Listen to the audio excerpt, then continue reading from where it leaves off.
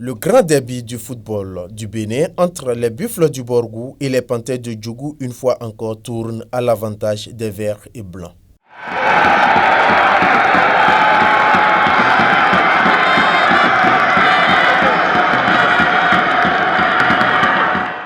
Les Panthères, habillés ici en jaune en déplacement à Parakou, avaient l'intention de vaincre le signe indien. Après avoir fait jeu égal, voire dominer la rencontre par moments, les Panthères se font punir à la 70e minute de jeu suite à ce coup franc transformé par Roland Junior Béakou.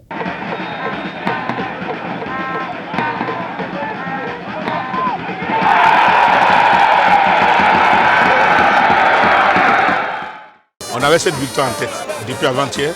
On voulait coûte que coûte prendre les 3 points. Ensuite, avant d'attaquer le Real. Le public formidable. J'étais surpris parce que ce genre de public, il y a longtemps que je ne l'ai pas vu.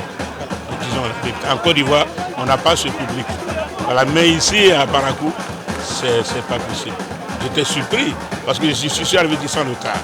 Et quand je suis rentré, j'ai vu les 3 tribunes remplies. Mais je ne croyais pas.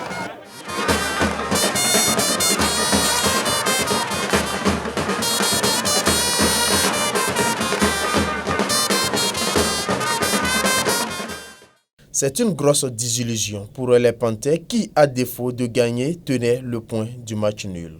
Ce que j'ai dit, on a donné la chicotte à l'adversaire de nous frapper, c'est ce qu'il faut faire. On ne peut pas faire un grand effort comme ça et à la fin prendre un but que moi j'appelle un but cadeau. Et dans ce derby-là, ça ne se tolère pas. Bon voilà, on a été corrigé sur la seule erreur du match.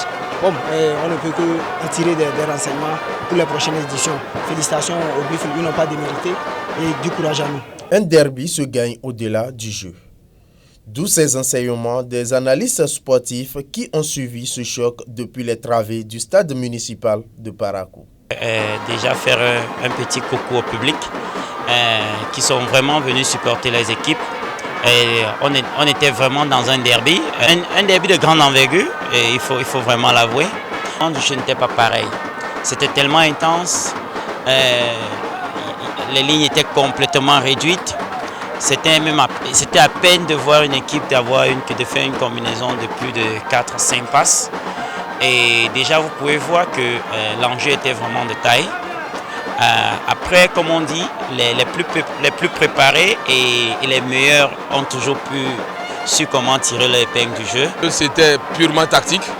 Vous allez certainement constater qu'on n'a pas eu assez d'occasions franches. Il n'y a pas eu beaucoup de velléité offensive des deux côtés.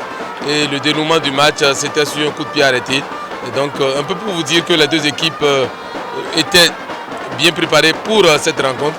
Et les deux entraîneurs ont essayé quand même, chacun de son côté, de pousser les pions comme cela se doit, pour que tactiquement, leurs équipes soient en place.